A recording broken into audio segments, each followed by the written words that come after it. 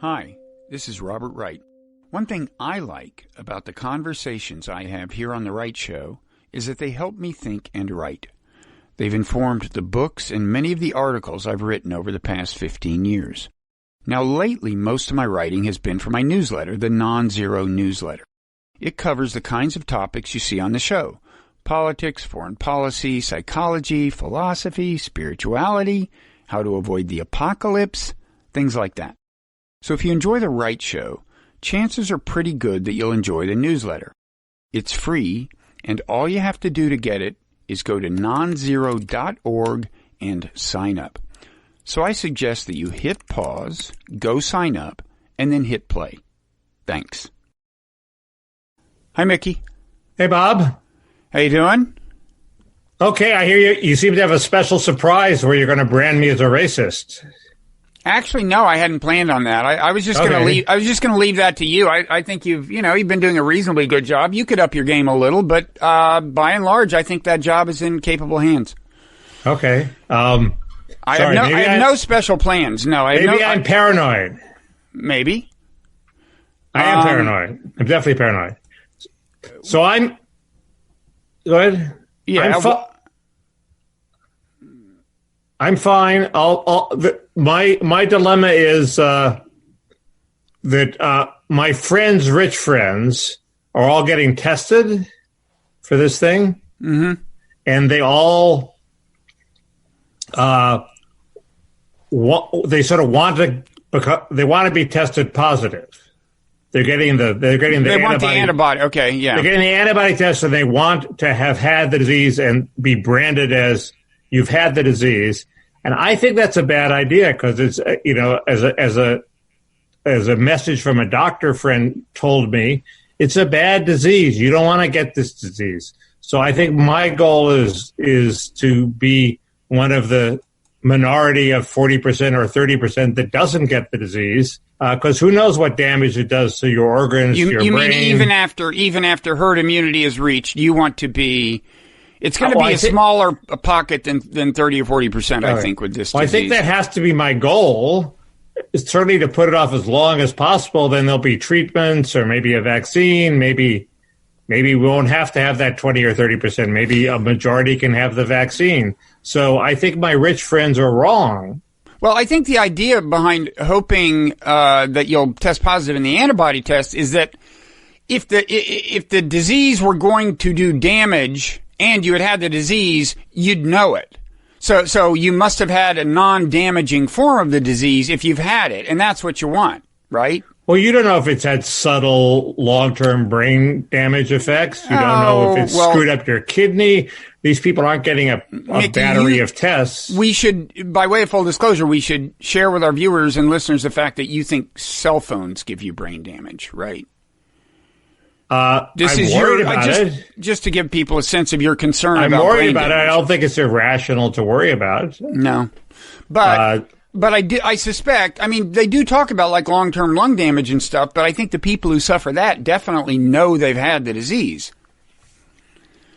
No, obviously you're better off if you don't. Anyway, these people all tested negative, so they were disappointed. They were disappointed. Well, my condolences to them and their loved ones. I think they were pissed off because I think you have to pull strings to get this test, and the hope, to have your hopes dashed and come back negative. But it could always be a false negative. But yes, they're better off, but who knows? Anyway. Well, that brings us to testing. Should we talk? So where are we? This is week what of our pandemic podcast, whose name is yet to be determined?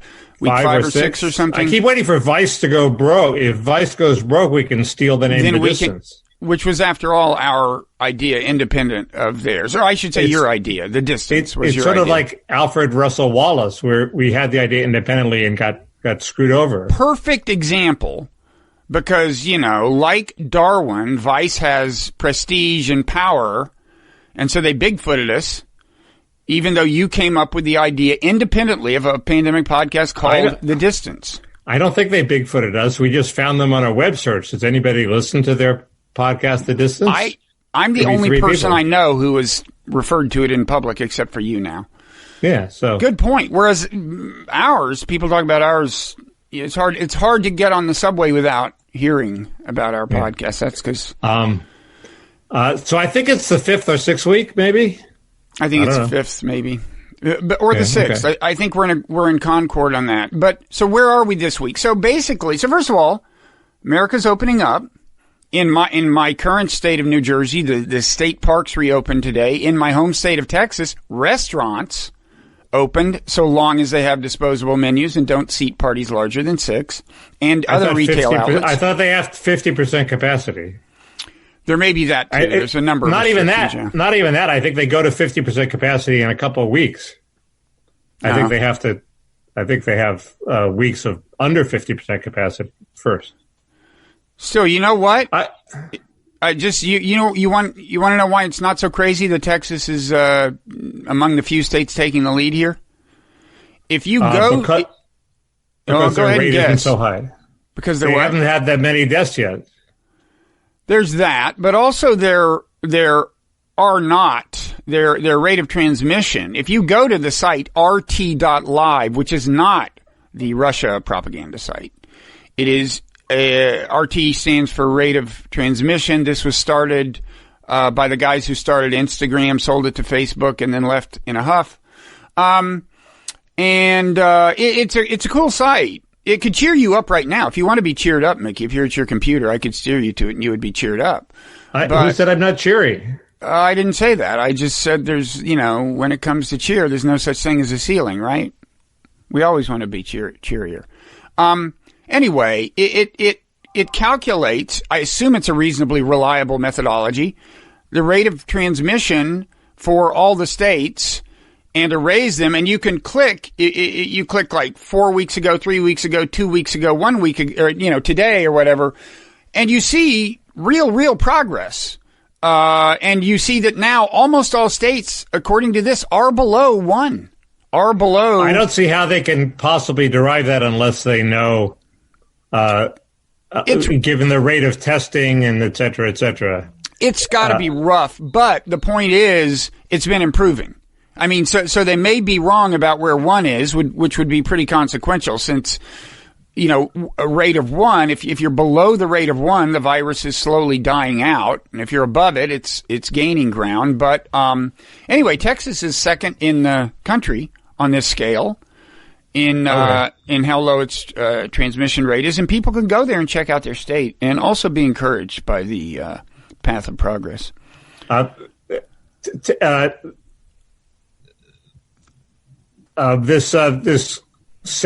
prominent epidemiologist Bedford, I forget what his first name is, just tweeted that he thought the infections had peaked, the new infections had peaked, and were going down. I don't think that means that it's less than that the RT is less than 1, but that's a good sign. Well, I think it may actually mean that, right? The deaths have plateaued, but the deaths are a lagging indicator. So we would expect them to go down. They're doing slightly better than plateauing, but not that. I mean, they're declining a little, it seems, nationally, pretty clearly in New York. But the thing is, if you look at this iconic model, the University of Washington model, which, a couple of weeks ago I said I thought it was going to have to up its estimate of deaths by August 4th, and they've inched upward from the 60s to the 70,000s. But I think they got some more revision to do, because the curves they anticipate have a pretty rapid descent, about as, and that's just not what's happening. It turns out it's not what's happening in Italy or Spain, and it's happening even less in the U.S. Fuck that model. Why do we pay any attention to that model at all? Because everyone else is. It's like so many things. Why do we care what Matt Drudge says? Because he's a genius? No, because other people seem to, for whatever reason, still pay attention to it. Well, there's a lot better case for Matt Drudge than there is for the model, and in fact, Drudge has been sort of impressively. He hasn't been scaremongering. Well, he has been scaremongering, but he certainly hasn't fallen into the Rush Limbaugh Trump trap of, oh, it's just like the flu. So, well, as we said last week, there seemed some distance has opened up between him and Trump generally, apparently. Yeah, but I find Drudge useful. But no, one reason this matters is it's just a way of estimating what the number will be come the beginning of August, because if you look at a model that says 72,000, which it says now as the total death count, and you look at the curves and go, they are clearly too optimistic, you can safely say it's going to be more than that. Well, since it's 63 now, it's obviously got to be more than that. No, their current. Oh, yeah. Well, not if the descent were as steep as they anticipated, and as at one point, I think people anticipated, not all that unreasonably. I think, yeah. But anyway, the descent on the curve is not that steep. This is another point that was made on Twitter, which is, why are we talking about a second wave when the first wave isn't over yet? We may just plateau until the winter when it comes back. So or we may plateau for a year. I mean, it may not go down and up. It may not be a roller coaster. Well, we should ask New York what they're doing, because their curve does seem to be descending. And I don't know what, last week we talked about one theory. Maybe they used more whatever, and it actually works, chloroquine, it actually works. Another is just that so much of the trouble is concentrated in the city of New York, and maybe it's easier to establish a norm of social distancing in a single city, right, than it is kind of all across the country. Maybe it's the Olympics effect. If you remember in Los Angeles, everybody was predicting huge traffic jams for the 84 Olympics, whenever the Olympics were here. And in fact, so everybody left town and there was no traffic at all. So maybe everybody's left town. Well, that's what people are using to explain the fact that in New York hospitals, there's less in the way of reported strokes, heart attacks, and so on, that people are, it's not that they're not going to the hospital, they're just staying the hell away from New York hospitals. They're going to other hospitals. Yeah. Well, that'd be reassuring. Well, since one of the main anti-lockdown arguments is, all these people are dying of cancer because they're scared to go to the doctor. That is, I guess, one of the main. But I just think the anti-lockdown. Well, I think the lockdown arguments are slowly going to gain momentum.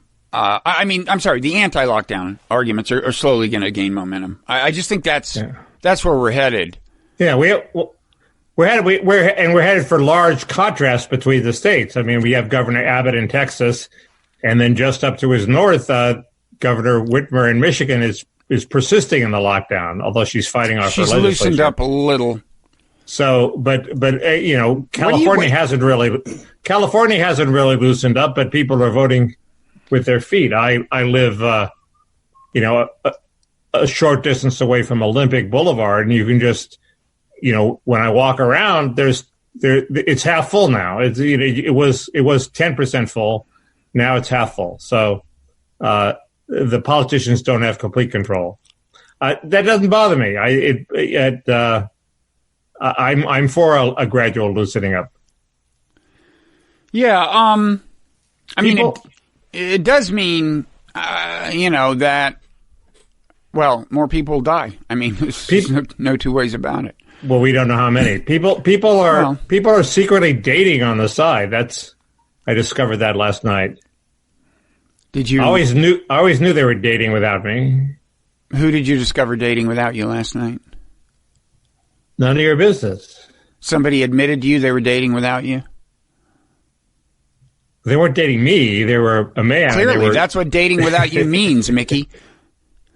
Was this somebody? It's not like they were cheating. It's not like they were cheating. It's not like they were cheating on me. But is it someone you would like to be dating? No, it's a friend of mine. A man. Well, I don't. I'm hetero. Whatever. Anyway, there's all this stuff going on under the radar we don't know about. That's my point. People aren't really 100% sticking with the program.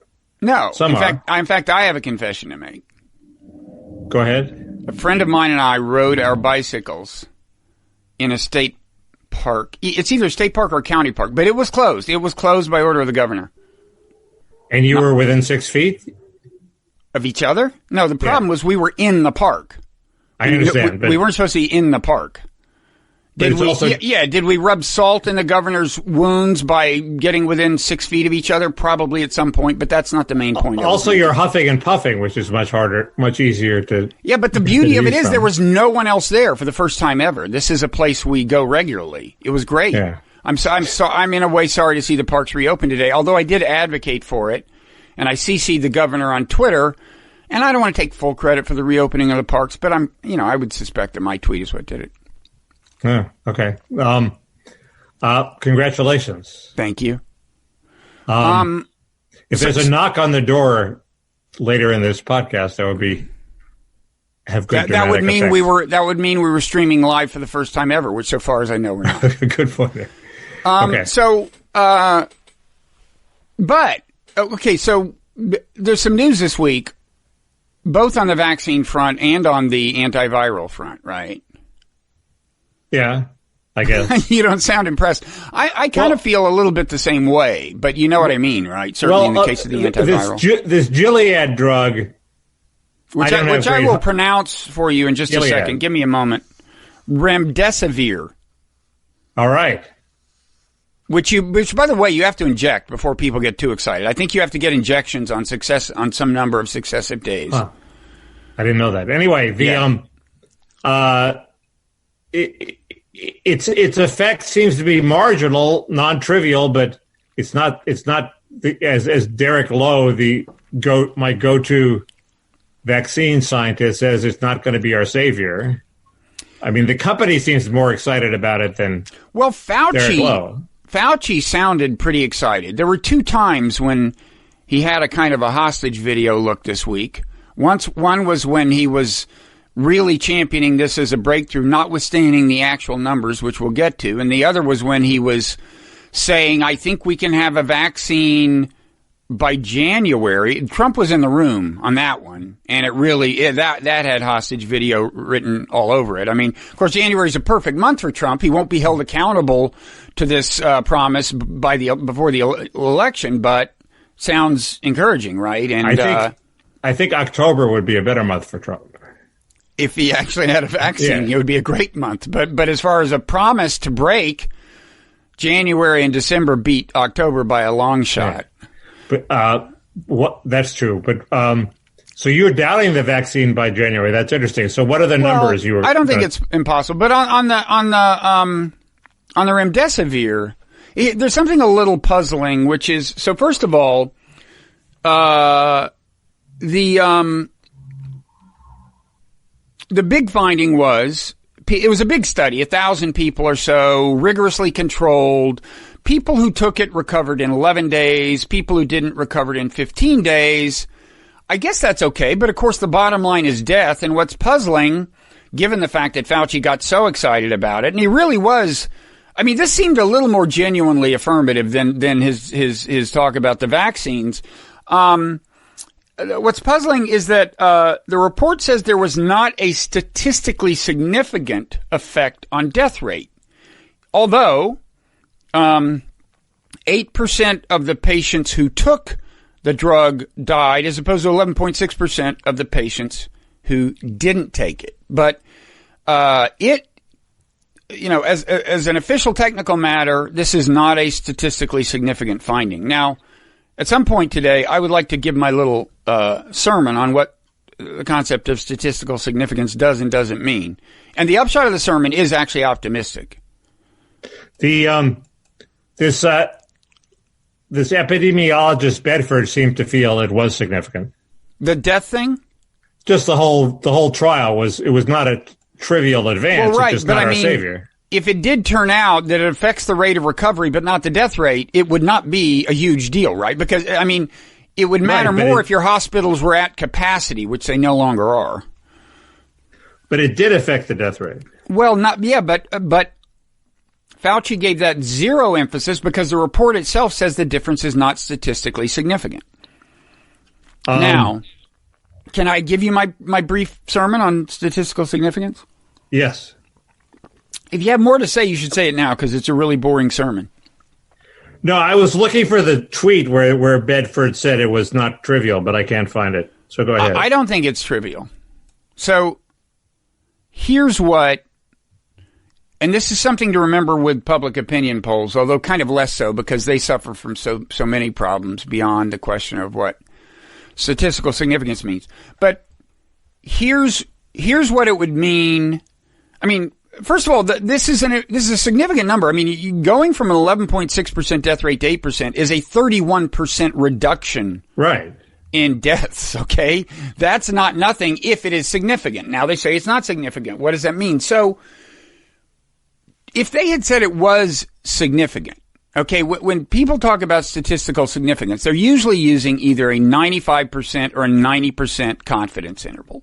So what that means is, if they say it is statistically significant, what that would mean is, we can say with 95% confidence, okay, there is a 95% chance that this drug does decrease the death rate by some number between 1% and infinity, right? We're not specifying how much. We're not saying there's a 95% chance that it decreases the death rate this much by 31%. Right. But it would mean that there was a 95% chance that there is some reduction of death rate in the population at large.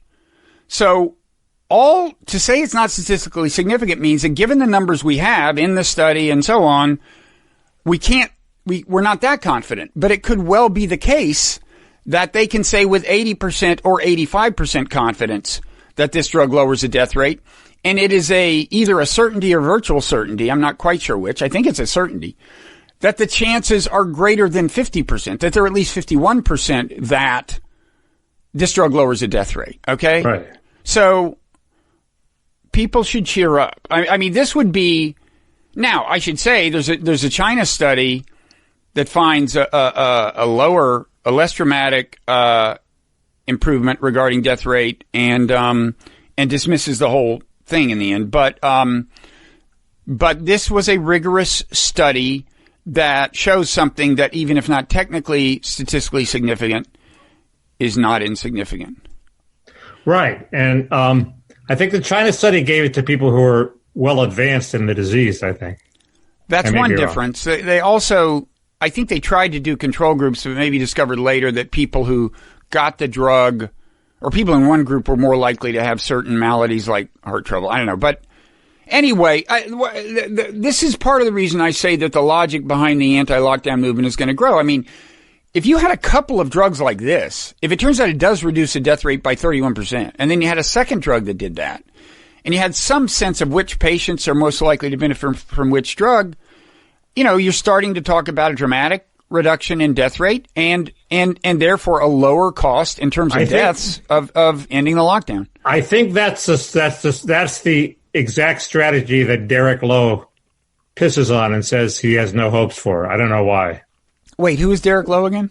Derek Lowe is a blogger who is a vaccine scientist, and I used to back in the glory days of blogging, I used to cite his blog all the time, and then he got pissed at me because I wrote for Breitbart, so I'm persona non grata, but he's a very smart guy who writes intelligibly about extremely sort of in-depth science vaccine issues. And he's trustworthy. So a lot of those around. I mean, this thing has illustrated, how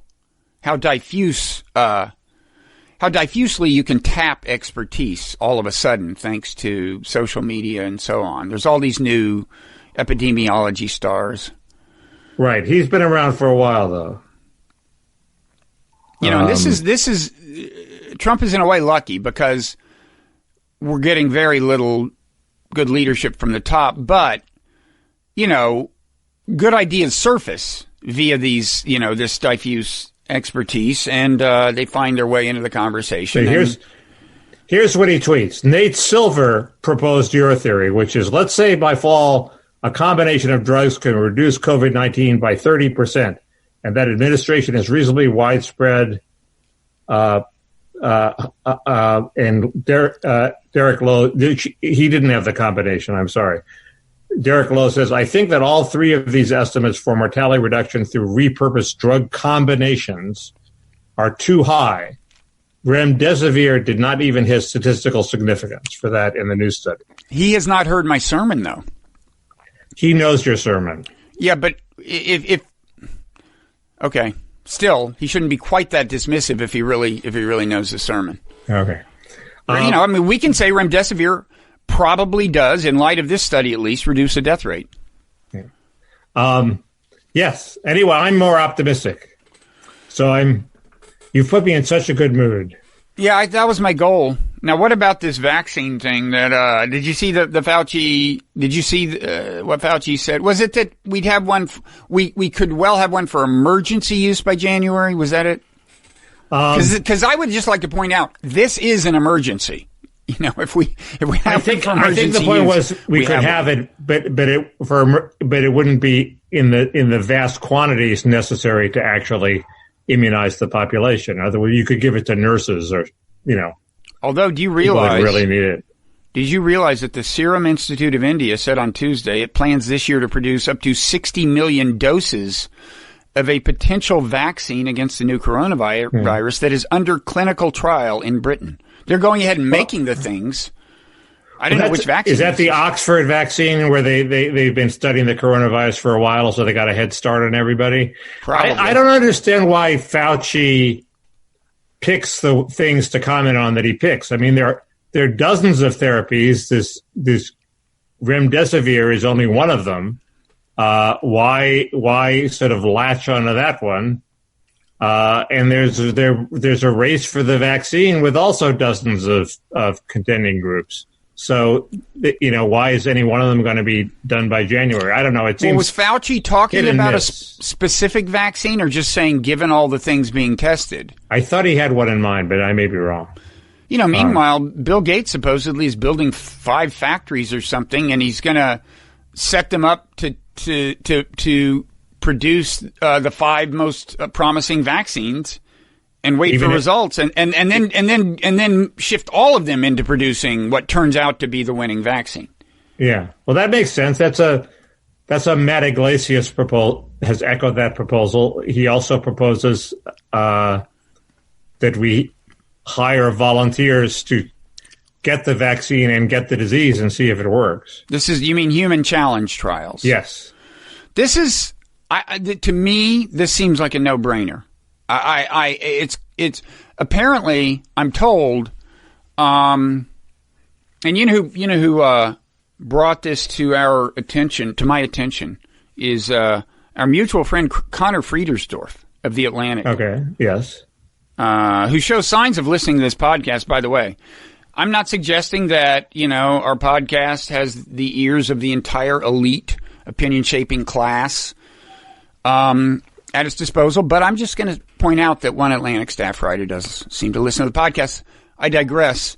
So he called this to my attention, and I think he's the one who told me that the most bioethicists are against this, but I kind of, on the one hand, understand why, given common human moral intuition, but it doesn't make sense to me. So here's what we're talking about. It's like, normally when you test a vaccine, it's like stage 3 when you really do the big efficacy test. You've tested safety, you've figured out whether it seems to produce antibodies. Now you really, you pick a bunch of people, you give the vaccine to some, you don't to others, you let them live the lives they would have lived otherwise, you don't do anything special. And then you see, after a while, and it takes a while because, in the course of your ordinary life, you're not that likely to make contact with the virus. After a long time, they compare the groups and they can say with confidence whether the vaccine does or does not work. With human challenge trials, you take a much smaller group of people and you give some of them the vaccine and some of them not. And then you just expose them all to the virus. Now, do you find this objectionable?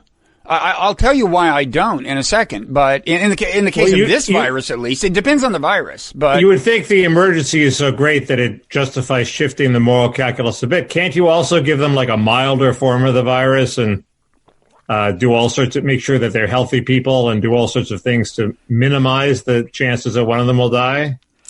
Well, I assume that, whatever the threshold is, the threshold. I mean, you have to give them enough so that they're likely to get it, or it defeats the purpose. But I mean, you give it to healthy people.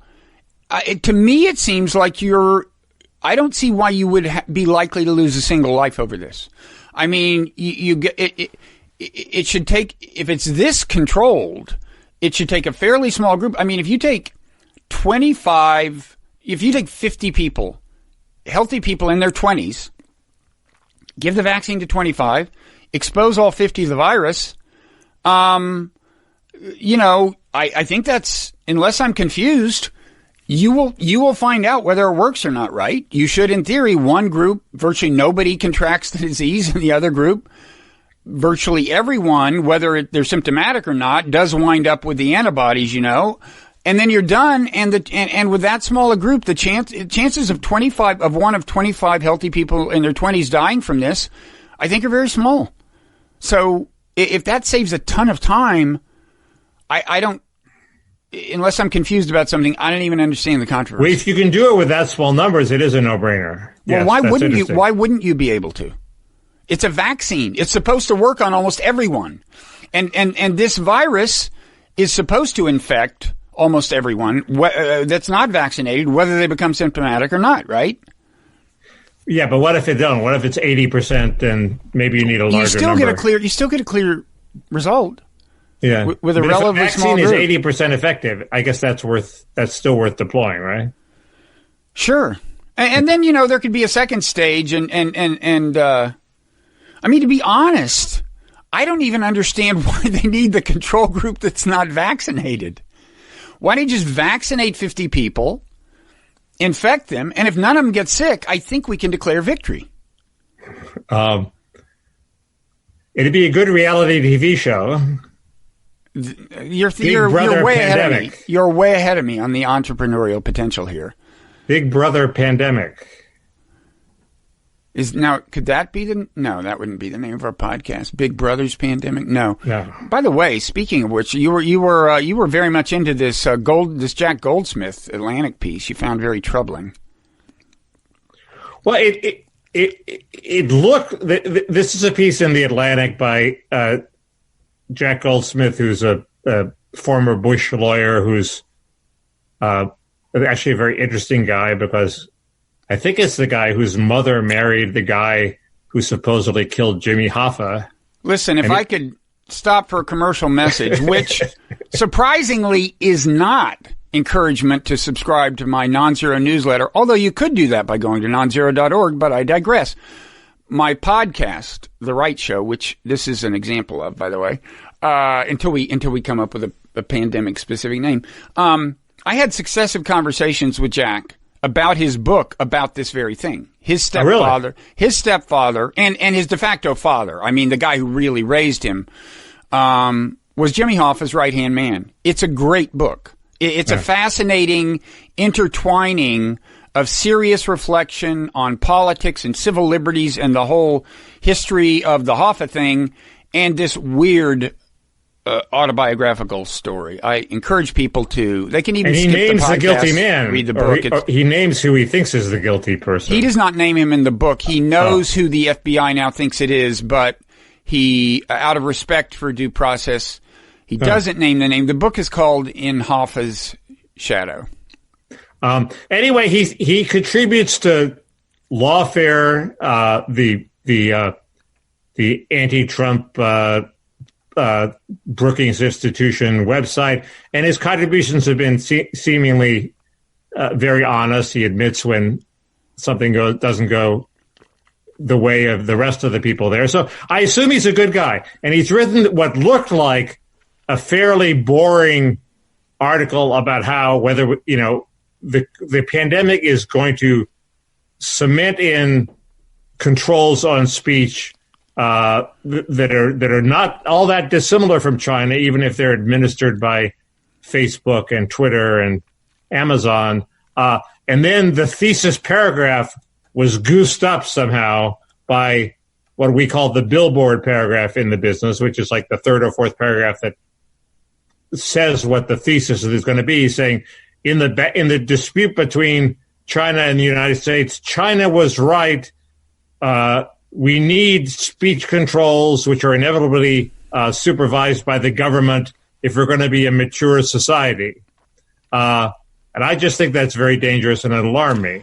It alarmed me especially because it came from a good guy like Goldsmith. Yeah, I'm surprised by that. I mean, here's what I did. I just skimmed the piece quickly, and I didn't pick up on – I guess I missed the billboard paragraph if you're right, but I didn't pick up on them being that prescriptive. It seemed to me that one valuable thing was them pointing out that for all the finger pointing we do about China's suppression of speech, and I'm not suggesting that there's nearly as much suppression of speech in the U.S., but the fact is these big companies like Facebook have to some extent willingly become surrogates of the government or in some cases surrogates of the government. Like, for example, when Trump made the completely unprecedented step of designating the entire Iranian Revolutionary Guard as a terrorist organization, and never before had anybody designated a military arm of a state government, of a government as a terrorist, or any arm of a government. Facebook just, saluted and said yes. I mean, the IRGC has hundreds of thousands of people, and suddenly none of them can go on Facebook, in effect, or at least if Facebook finds out about it, they're toast. So there's that. There's these companies doing the government's bidding, and then there's them just kind of forming a consensus among themselves, or maybe reaching their own conclusions and policing speech. Right. And I just think it's valuable to recognize that in many ways that is in some ways that is the rough equivalent of what happens in China, and it's good to point that out.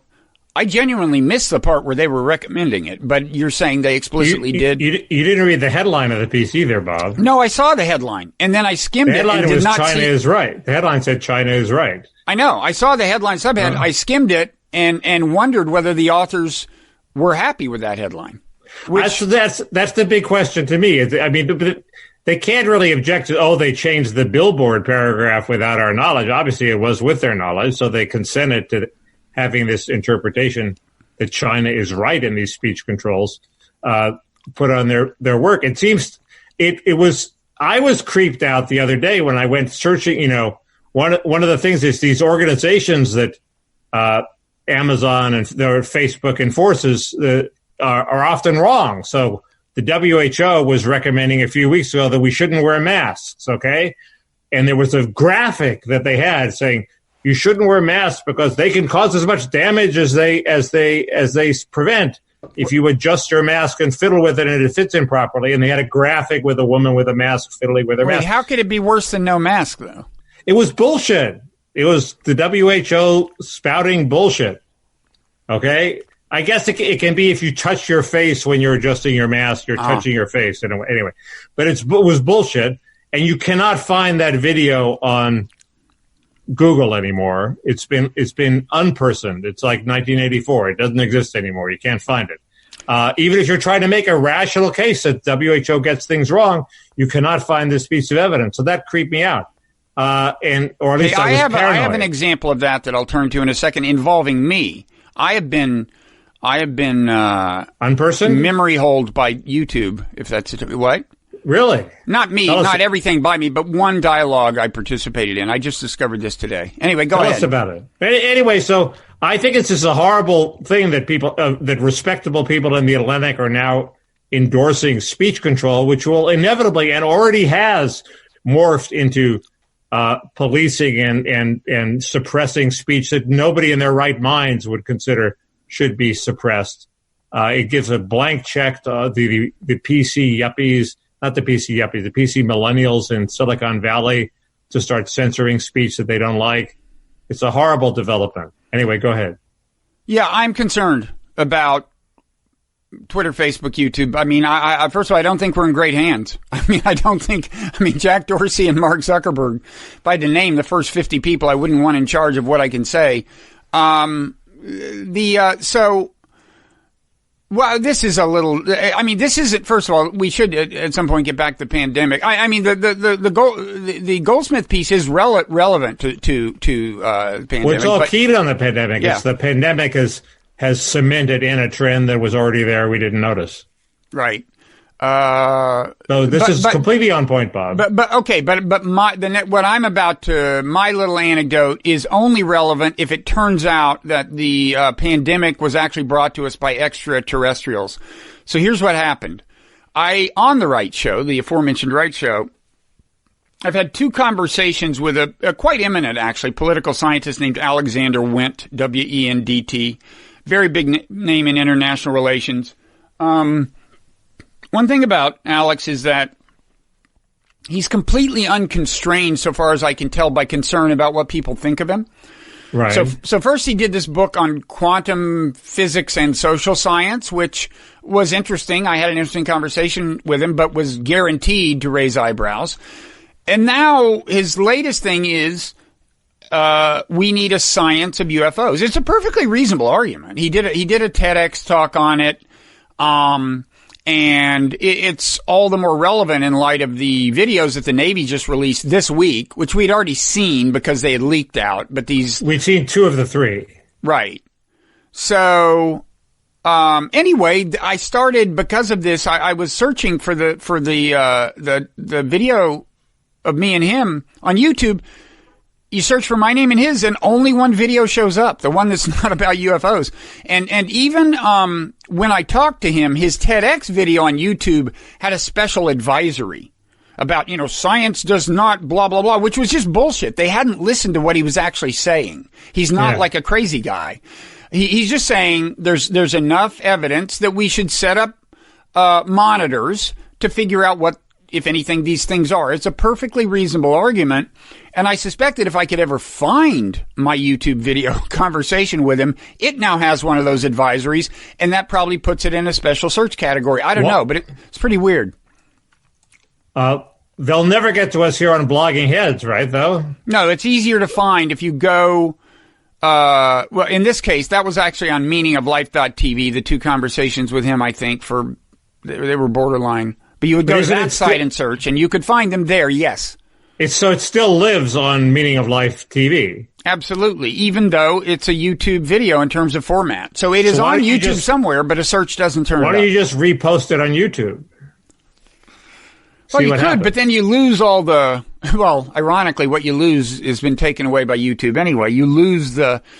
a video that is watched by people slowly builds up some search capital. It's more likely to show up at the top of a search. And once you repost a video, you're starting over. But it doesn't matter. It's not like it wipes out the earlier video. Aren't they both there? But I think we'd get canceled again. I mean, there's some trigger about talking about UFOs that brings you to, I don't know. Anyway, it's not worth. It would be interesting to see what happens. It's like your version of a challenge trial. You're putting yourself out there and seeing if YouTube kills you again. I'm starting to feel heroic about this. Thank you. Yeah. Okay, I'll take that under advisement. But as for the, are you on board with challenge trials? Now that if I'm right. If you're right, definitely. I must be wrong. I must be wrong because the bioethics community can't be that confused. I will note that one of the guys who's on board with this, Nir, N-I-R-I-L, E-Y-A-L, not the one who's famous for writing books about how to go viral, but an actual bioethicist at Rutgers, is a guy I know and I commend highly. So search for his name and you'll see an actual paper he and some co-authors wrote about this. I mean, it doesn't seem that different than volunteering for the military or the fire department or the police force, so... No, right. Some very small risk of death. Probably smaller than being a cop in New York, say. I don't know. Anyway, that's an analogy that's been used, by the way. So That's in Iglesias' piece too. Okay. So, what else? At some point, I want to talk about China. I mean, how can you not? Okay. And the other thing to talk about is I have a short opinion on, not opinion, but a point about the Flynn prosecution that I hadn't realized. That he was drawn into. I was very skeptical of all these pro-Trump people saying, Flynn's now been vindicated because, I mean, if he did lie to the FBI, how does he get around that? Which he did, it's still the case that he did lie to the FBI, right? But now we know that. Well, it's not clear. The FBI agents that took his testimony, who he lied to, didn't think he was intentionally misleading them. Oh, they didn't? No, they didn't. But he did tell something that wasn't true. But it may have been like. Well, he said he hadn't talked to the Russian ambassadors or hadn't discussed something, right? Something. I think that's right. But I don't. Anyway, I think he denied talking to him. They seem to feel that he just forgot. But the question is that's what I always thought. Okay, but the Andy McCarthy's piece in National Review points out that in order for it to be a crime, it has to be a material fact to a legitimate investigation.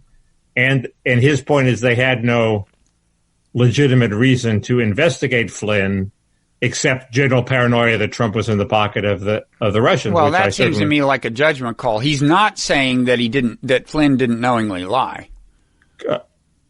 He's not saying that Flynn didn't tell an untruth. Knowingly lie, I don't think he would concede. Anyway, that's a wrinkle that I hadn't heard. I hadn't heard that it has to be material. So he might actually succeed in the other big thing, right, is grounds. Didn't they find notes suggesting that in the FBI it had been brought up that it might be good to draw him into a situation where he would lie?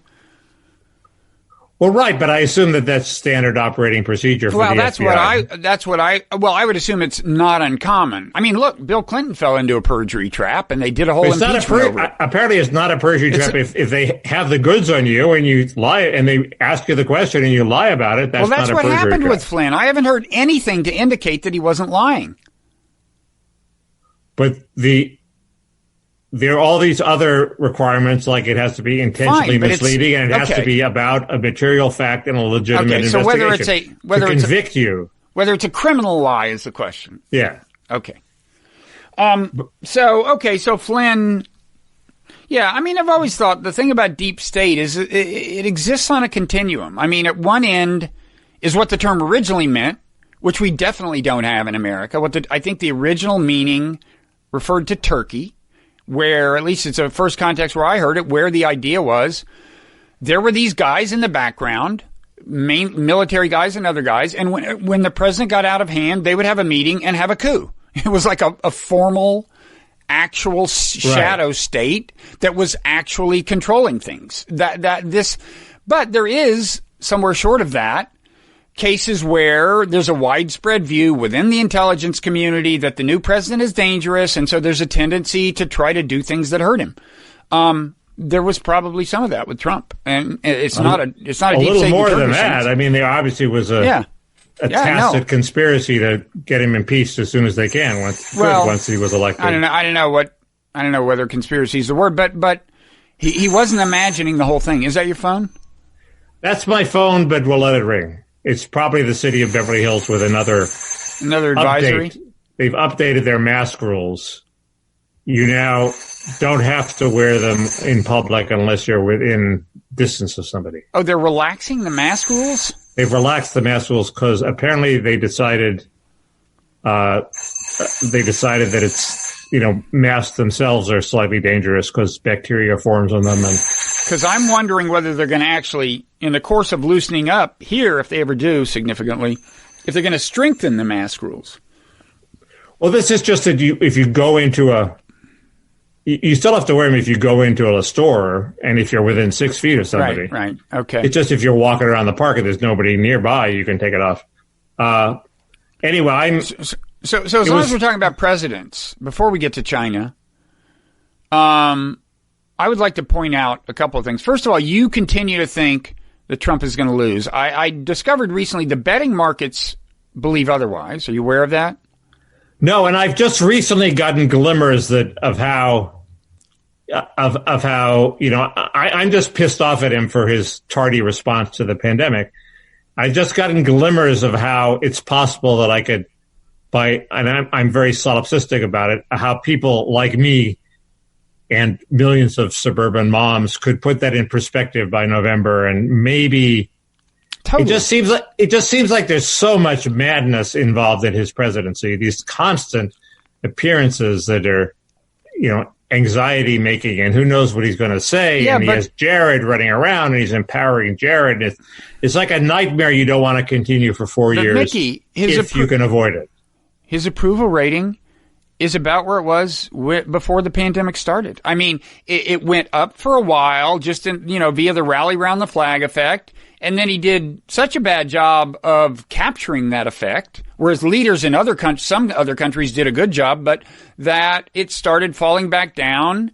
And now he is within striking distance of winning the election, depending on how a few swing states go. Right. But as my friend John Ellis, who has a newsletter called News Items, wrote, it all comes down to these few million people who are in the middle in swing states, right? And I claim that I am a representative. If I lived in a swing state, I would be one of them.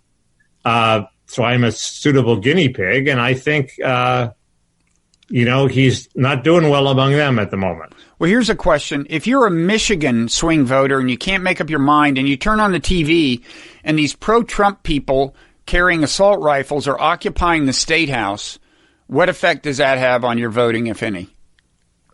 It's a good question. It seems to me you keep a level head and realize that there are only a few kooks.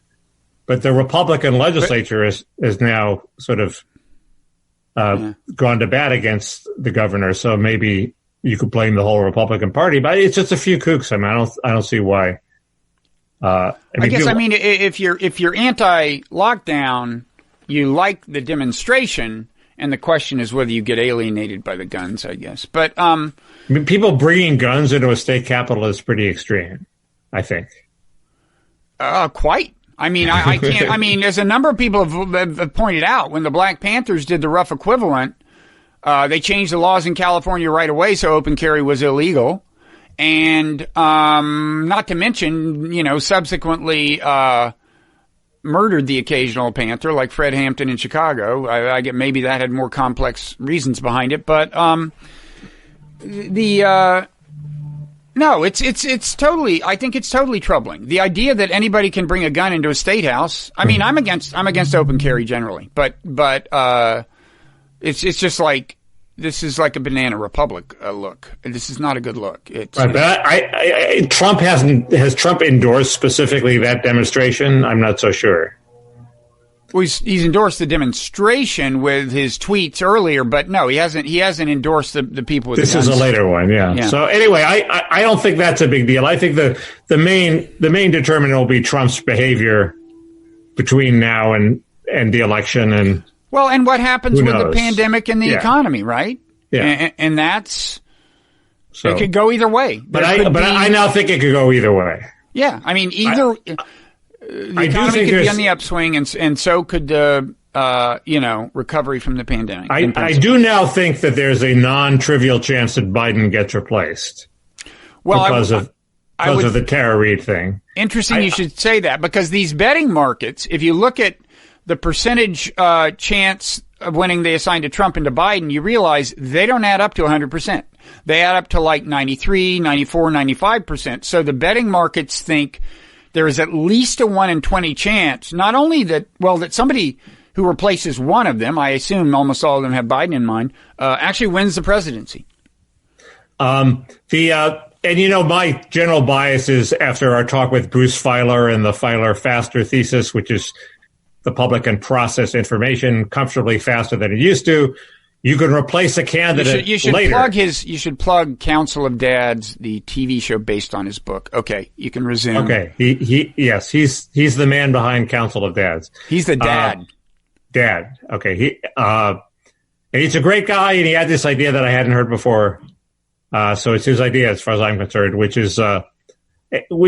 would lead you to believe that you can replace, normally if you replace a candidate, you've thrown the world into chaos. People take a while to process this information and the party is damaged for a while. The filer thesis would say that happens much faster, so you can do it later in the process.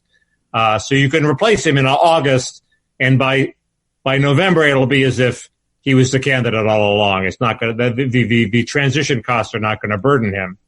And of course, even if that doesn't happen, it means Biden is a prisoner to the elites that would replace him. So he can't afford to piss anybody off, because if he pisses off all the powers in the Democratic Party, they can replace him anytime they want. All they have to do is get eight women senators to come to the microphone and say, "We're so sorry, but Biden may be innocent, but he should step aside and clear his name." Okay, but spell that out. Does he have to actually step aside, or is there a plausible mechanism for replacing him, even if he digs in his heels?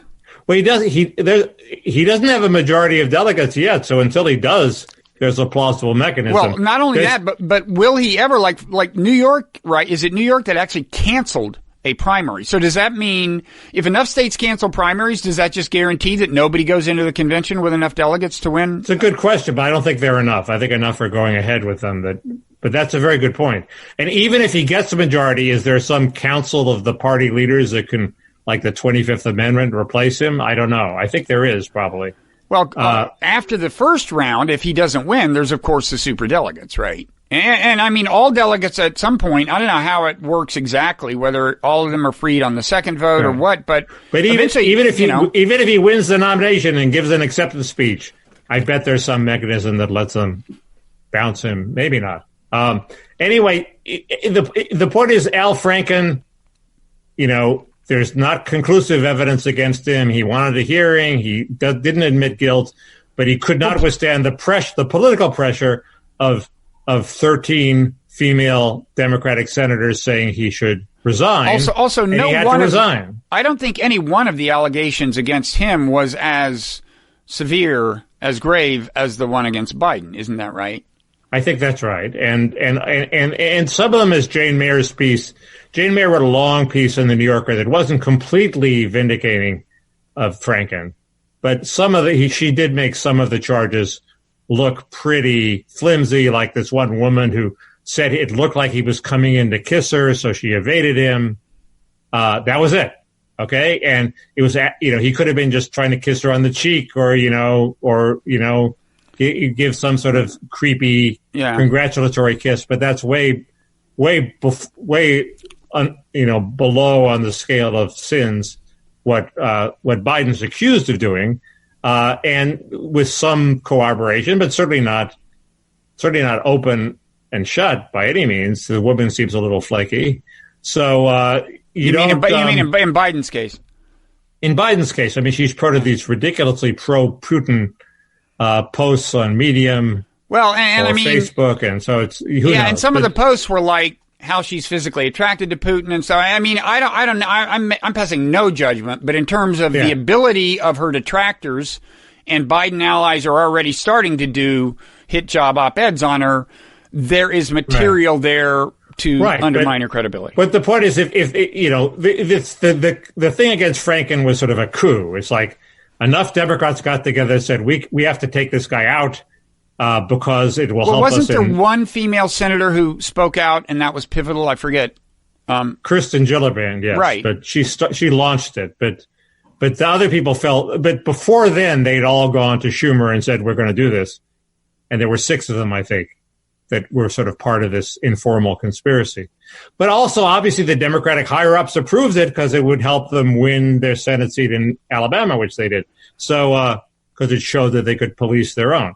So the same thing, Biden has to live in constant fear that the same sort of coup is going to be directed at him.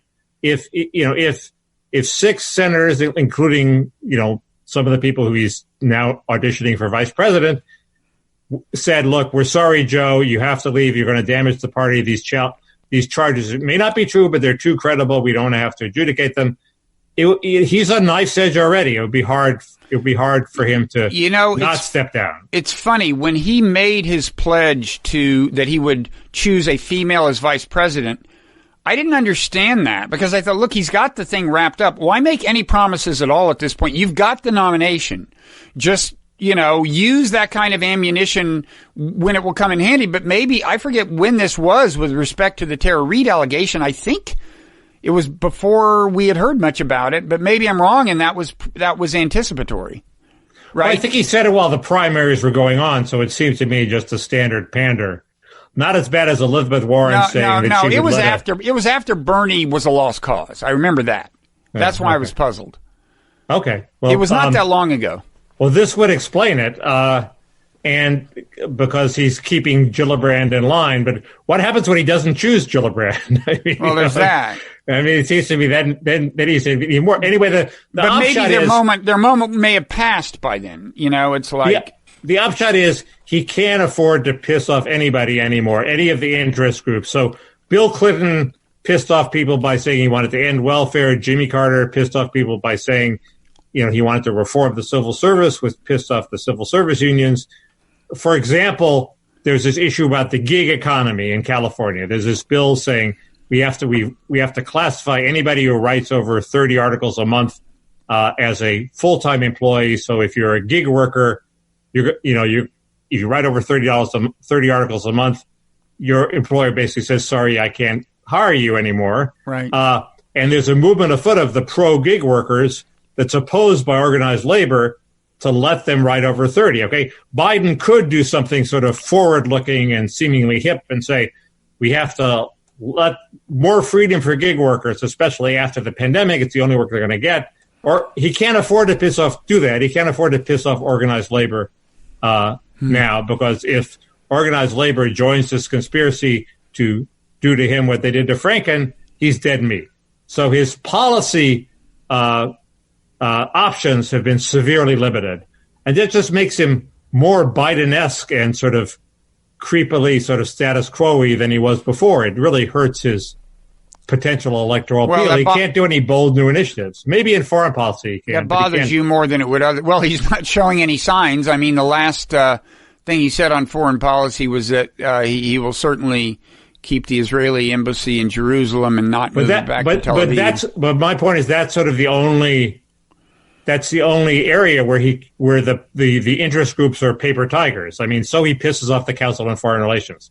How many votes does that get? Well, in the case of Israel, it goes beyond pissing off CFR in the case of Israel. Well, maybe Israel isn't the issue I would pick up, but if he gave a speech saying, our foreign policy consensus was wrong, we've gotten too involved in foreign wars, he could get away with that. Well, I think that's to some extent what Trump showed us, is that you can say stuff previously thought out of bounds about foreign policy, and a bunch of elites write letters, but it actually doesn't hurt you politically much. Right. So did you see Biden this morning on Morning Joe addressing? I didn't. I felt like I was getting sick, so I decided I'd rather survive the pandemic than see Biden on Morning Joe, so I went to sleep. It was a good call. I mean, I didn't see it either, so I don't know. But I'm partly curious about just how he, how it looked in terms of kind of brain functionality. I mean, whenever he does an unscripted appearance, that becomes a question. But I couldn't tell from Twitter. I haven't seen a lot on Twitter. Is there a consensus about how he did? I didn't see any consensus. It seems to have been successful in that it did not break through in a way that, like, appearing on the evening news or 60 Minutes would break through. That it seems to be still simmering slightly under the radar. I mean, I will say that by the standards of evidence that have prevailed during the Me Too thing, there's a certain amount of evidence. Now you can argue about the standards of evidence that have prevailed in the Me Too. These tend to be very difficult cases to get at because there's usually two witnesses and they disagree. And I think there's a lot of cases where you wouldn't say guilty beyond a reasonable doubt, and yet the guy paid a price in terms of career. Right. If they'd had this level of evidence against Kavanaugh, he would not be on the Supreme Court. Well, that's a good question. If they had one credible corroborating witness, and here they have two. They're not totally 100% sort of unassailable, but if Kavanaugh had that, nobody would have dared to nominate him, to vote for him. Maybe. I don't know. The Republicans are pretty determined or enough to people defend him. would have dared. Yeah. He'd have to have withdrawn. But yeah, no, by these standards, it's a fair amount of, there's one person, I guess, who's now going on the record saying she was told right away. And then there's, various other things. The mother saying something vague on. It gets a little dicey. Were they told right away the specific horrible allegation that has now come forward? Then it gets a little hazy. Well, is that not clear? I mean, is that on the second conversation, not the first conversation? It's not 100. There's a Kathy Young piece, which I linked to on my newsletter, that goes through, is the closest thing I've seen that goes through every allegation, and none of them is the 100% killer. She told me right away about the actual sexual assault involving penetration. That's she's not come to now. There's nobody. Wait, is there nobody saying that even now? There are people who say she told me about it, but then they said, "Oh, yeah, she reminded me later that we did talk about that." Well, that's not as good as, I instantly remembered it. So it leaves some room for a good defense lawyer to pry it open. Is he ever a suboptimal candidate? That's all I've got to say. But who would they replace him with? I mean, Cuomo. You think? Yeah. I mean, he's the obvious one. I can think of others, but if he chooses Klobuchar as his VP, they could replace him with Klobuchar. I think she's very suboptimal, so I don't know, but does Cuomo, would that video of him screaming that he needed 30,000 ventilators not come back to haunt him when the number turned out to be like 111 or something? I mean, I guess that's not a big deal, but you could use that against him, but it's not a killer. At least he has horrible flaws, but and he's made some horrible decisions, that resulted in hundreds of deaths, but he at least seems like a presidential figure. He's commanding. He sort of. Well, look, it does. I don't think it takes much to beat Trump. I think you could almost randomly select a senator. Honestly, he has some neoliberal, not in the thrall of Democratic interest group potential. Yeah. No, I don't think it's. So. I think in a way you might want somebody slightly. Well, who cares what I think? Anyway, he's probably not going to be what. Something less macho. Yeah, almost. It's like you don't need it. You don't need the antagonism, precisely because he's not a hard guy to beat, unless there are serious doubts about your cognitive capacity, and there's a serious Me Too allegation against you, for example. But I think Klobuchar is still too much of a State House Paul. She's like, as you know, we've talked about what I don't like the shake quake combination with her, the shaking hair and the quaking voice. We've discussed this. I really don't find her just a compelling stage presence at all, and a slightly unsettling one for that reason. Maybe it's just me.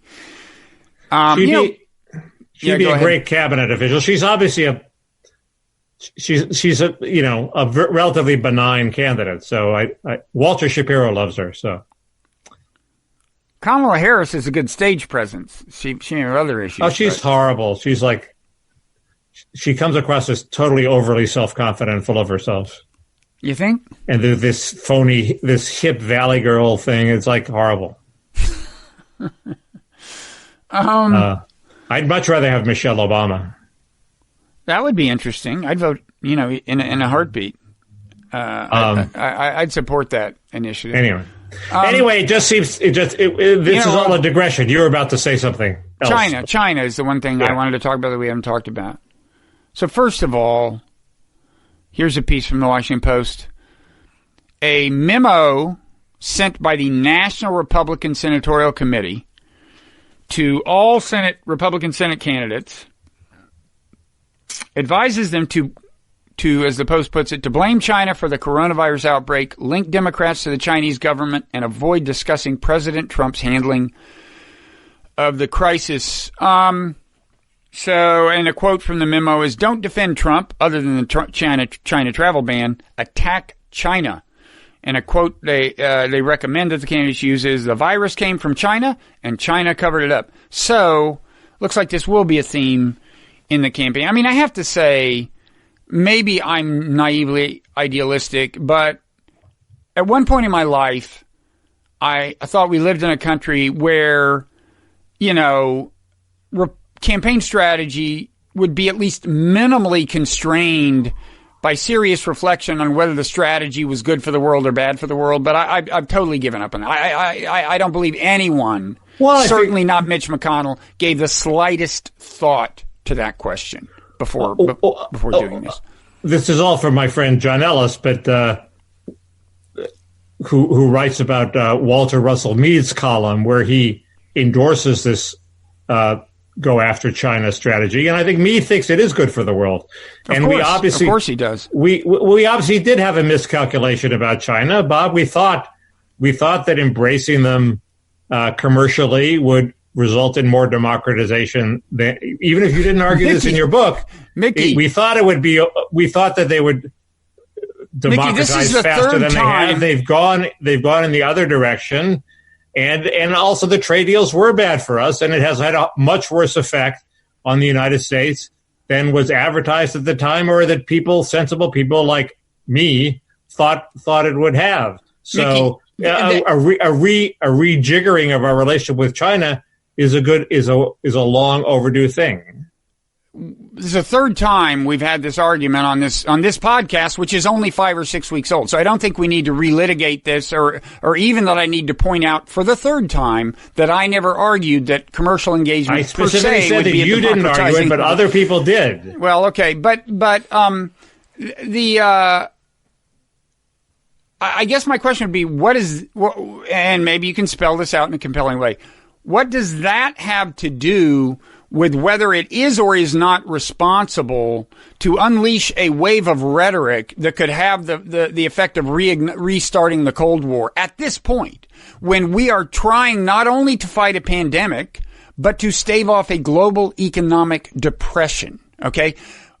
My question to you is, do you think that the people behind this strategy actually gave any serious thought to that? I don't. I just think politicians, by and large, are scum, and not just Republicans. I just think most of our national politicians are scum. They probably think it's right. It's right in the way that George H.W. Bush during the Cold War also resorted to a bunch of cheesy anti-Russia, red baiting strategies. And most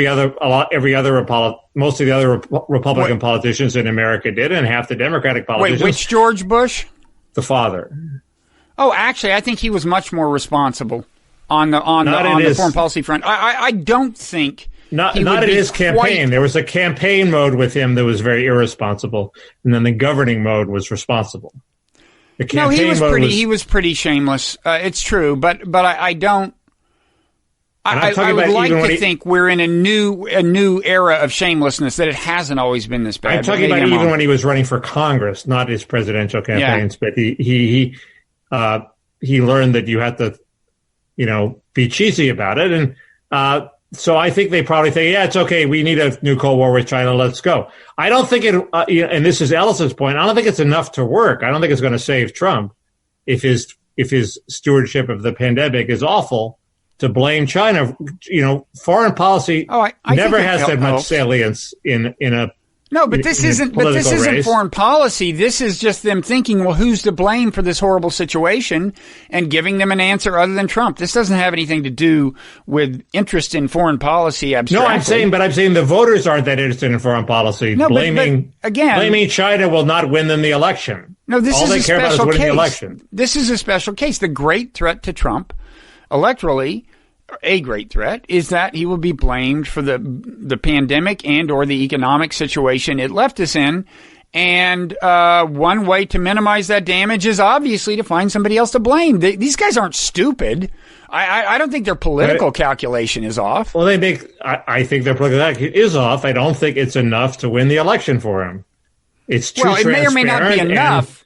And it's not gonna help somebody who's out of a job and blames Trump for his tardy response to say, well, he got hoodwinked by China. Well, it was his job not to get hoodwinked by China. So you think all these guys are wrong? You think the National Republican Senatorial Committee has no idea what it's doing? No, but I think they're desperate, and I think they're wrong that if they think this will save them, and they haven't committed to this as this final strategy for the campaign. They're just, it's only May. They're gonna trot this out and see if they get any traction.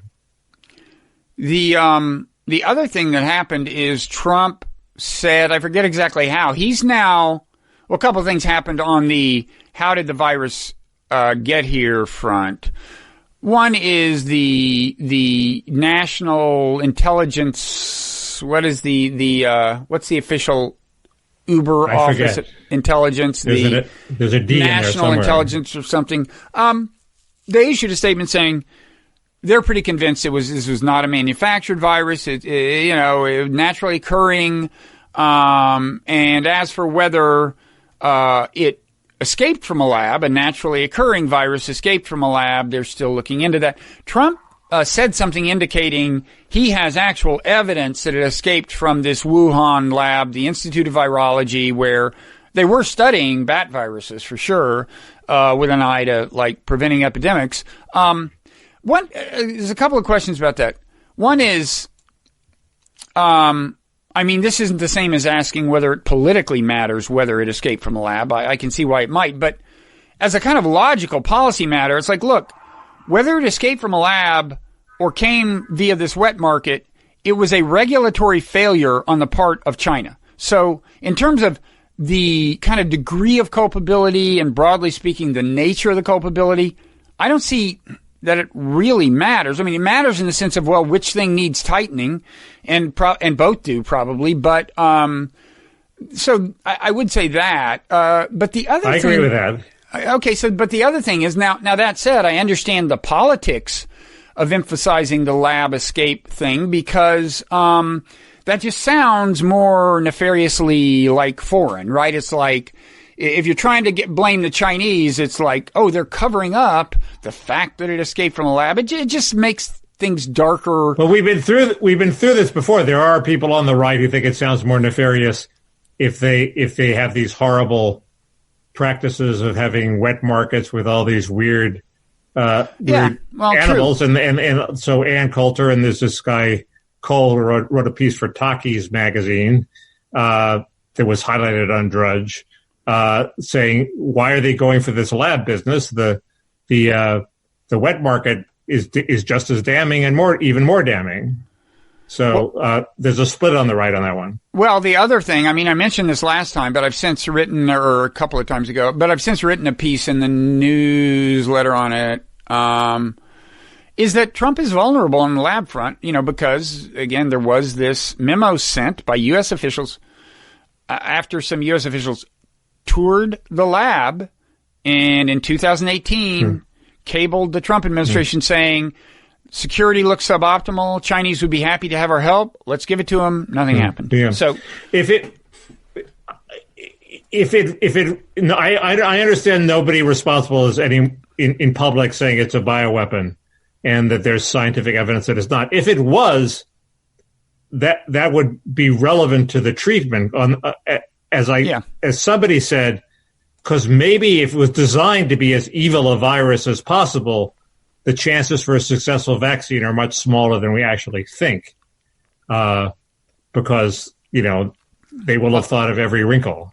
There's no evidence for that, but if the bioweapon thing would be if you could show that would be a significant change. It would certainly be worth knowing if it were the case, for a number of reasons. What are the other reasons? Well, if they're working on doing genetic engineering, you want to know. To me, it would heighten my generic argument for global governance and aggressive arms control treaties and so on, and doing whatever you can to draw them into that orbit. But at a minimum, we've already had this discussion. But at a minimum, this shows you, I think, one of the costs of a new Cold War. We had some transparency with that lab. We were allowed to inspect it. You don't want to lose that, whether or not, they're making bioweapons. By the way, Democrats in Congress have I asked for, or maybe even subpoenaed, I don't know, the memos I just referred to. They did that after the piece in my newsletter came out. You can draw your own conclusions, Mickey, about how influential my newsletter is. Who would have thought that the fate of America would be directed from a second floor study in somewhere in New Jersey? This is what Bannon does on his podcast all the time. He says, obviously they've been listening to the podcast. Every time anybody does anything related to something that's been mentioned on the podcast, and I think he believes it. There's a sense. I call it sort of the Tony Perkins syndrome. I don't call it, but I'm dubbing it now after this movie, Winter Kills, which was a controversial movie made by a local filmmaker that was based on a Richard Condon novel where it hypothesized a conspiracy to kill Kennedy, and John Huston played Kennedy's father. He was very good in the role, and ultimately it turned out that everything was directed by the Kennedy father, and the movie almost ends. And then at the very end of the movie, you discover that the Kennedy father is controlled by Tony Perkins, who's a guy living in a third floor walk up in Greenwich Village. And he actually controls the world. And what's the mechanism of control? He somehow controls John Huston. I don't know. He tells John Huston. He has dirt on John Kennedy's father. Yeah, or something? I forget. So, he's somehow in the CIA, and he manipulates the Kennedys, who manipulate everything else. And when you are a blogger, sometimes you get the feeling that, oh my God, I'm controlling the world from my keyboard in my little apartment. And Bannon would certainly get that feeling because he doesn't just have a keyboard; he has a whole podcast, and so you're allowed to feel that. No, too. I think some of these speculations are possibly more plausible in his case than in mine. But man, is he crazy on the China front?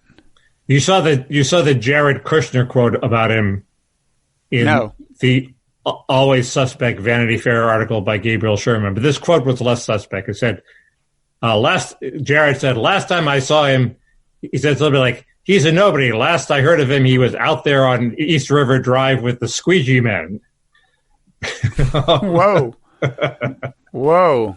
So, it was FDR Drive. A denunciation that extreme suggests that Jared is feeling threatened, I would say. I don't know.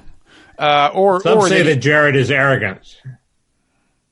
I would never say that. Oh, by the way, how long should we? We've been going forever. How long have we been going? But no, my thought turned to an hour and 20 minutes. My thought turned to buying your way into Harvard, and that in turn turned my thoughts to Jeffrey Epstein. You probably haven't time. Harvard released its big study on Epstein's influence today. I saw that, but I didn't read it. I didn't even see what the headline was. It's pretty amazing. He was like a fellow. He was like some kind of, not a Harvard fellow, not the Society of Fellows, but he bought his way into being some kind of fellow. And I hadn't realized, he directed a ton of money toward this lab set up by this Martin Novak, I think it is, Sky Lab for Evolutionary Dynamics. Right. And then that became a place where apparently Epstein met with a bunch of scientists that he did have an interest in talking to a bunch of scientists. The thing I've always thought was weird, if you don't buy the intelligence. I mean, if you do buy the intelligence, that he was working for some intelligence agency somewhere, you would think he would try to latch on to genuinely valuable science, but most of it doesn't seem in that category. It's not like cryptographers or microchip designers or even that many like AI people. Well, I assume he was so lavishly funded by whoever lavishly funded him that this was just money he played around with for his own personal advancement and to suck up to elites, and didn't really have to have a payoff for. So you think that the obsession with science elites and academic elites was unrelated to his actual mission, which was to get compromising information on. It was related because it allowed him to hobnob with a bunch of, if you have a party and you invite prominent evolutionary scientists and Senator Mitchell, you're more likely to get Senator Mitchell to show up at the party. I think that's a really bad example. Why? Do you think Mitchell gives a shit about, people who can't help him politically? Yeah, I think people are intellectually curious, and there's a frisson of erudition when you're hobnobbing with, prominent AI scientists who are like the hotshots in their field. And, yeah. Oh, you mean, okay, never mind. I was thinking and there was the whole, that senator, you mean the Democratic Senator Mitchell? Yeah. Yeah. Who, is there another one? Maybe not. I think maybe George after Mitchell. an hour and George Mitchell was the big name who was alleged to have been compromised. Right. I see. I didn't know that. By Epstein, and he's denied it. Let the record show. But, if you were the Mossad, you would certainly want Mitchell to be compromised. I guess. Weird story. So anyway, that Harvard seems to be doing nothing to untarnish its name. Maybe this report will help that, but. Well, that's the idea behind the report. I didn't get to the end of it. I just kind of glanced at it, but a lot of money. We'll see what Zélie Jardin, anti-Epstein crusader, has to say about it. Is that what she does? She's a wild woman on Twitter, but that's one of her crusades. Yes. Yeah, I haven't heard from her lately. I remember she was a big blogger. She even attacked me once recently. Oh, congratulations! Because I retweeted something about Epstein didn't kill himself, and she pointed out that started in suspect far right circles, which it did, I think. So she had a point. So anything else we need to say pandemic-wise? We still don't have a name for the show. Are we going to keep going for what's our...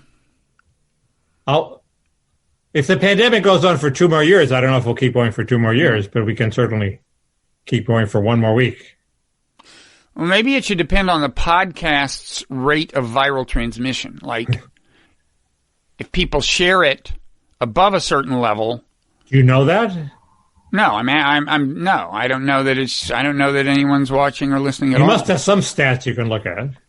No, we know that some number of people are watching and a larger number of people are downloading the audio. Is it going up or down? Honestly, I haven't looked. What's its R-naught?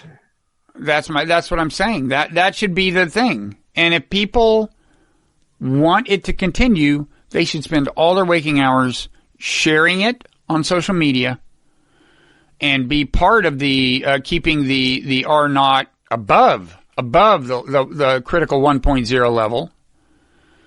Or we will go into lockdown.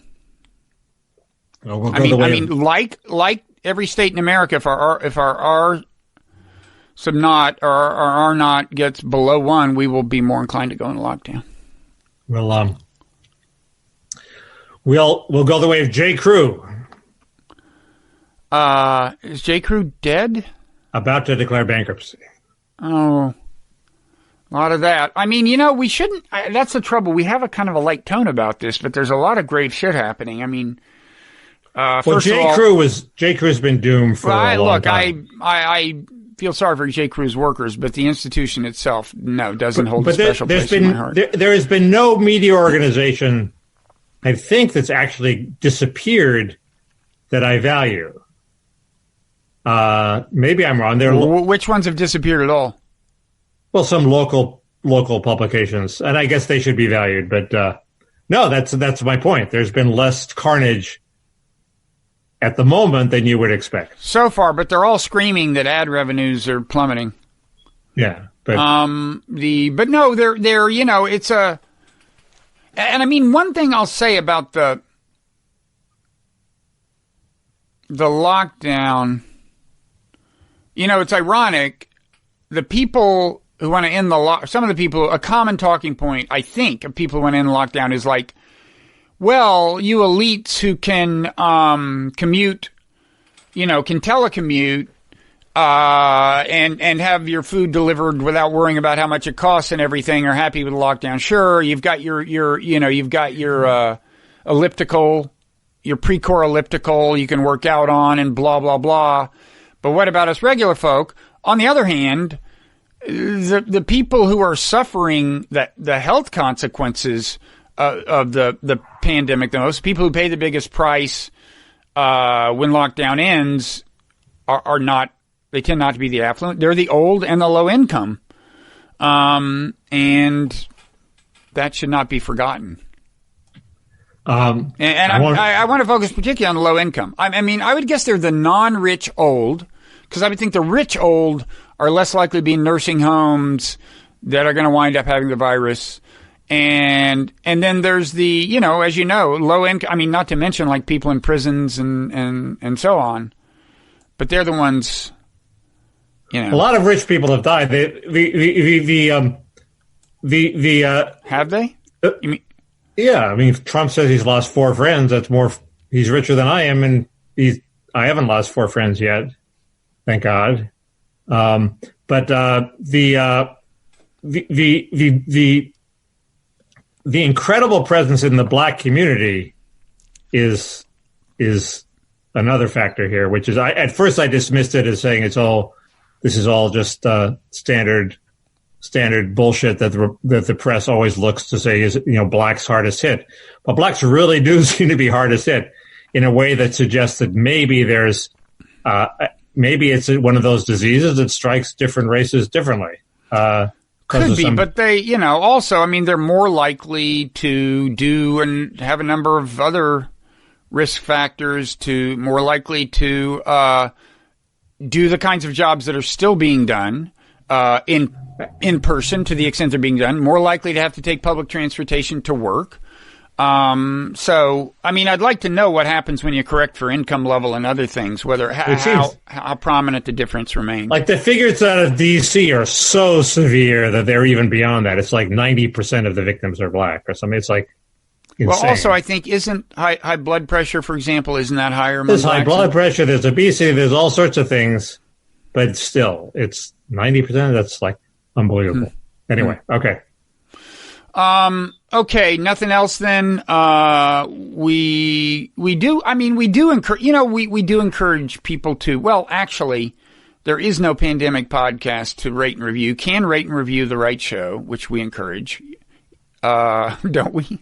Don't we, Mickey? But also, yeah. You have a Patreon page. We have a Patreon page for everything the Nonzero Foundation does, including the newsletter, Blogging Heads TV, Meaning of Life TV, and so on. We have that, but also we're still looking for a name for a pandemic. Now, are we pledging any? How much are we pledging in the way of how long we continue? Did we settle that? We need so long as we grow. R is greater than 1.0. Okay, we'll look into that. Okay. Anyway. Like Kristen Gillibrand, I can turn on a dime. What does that mean? I will be, but I'm certainly good for one more week. Okay, me too.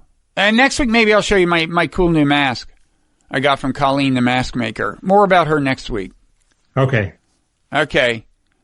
Thanks. See ya. See ya.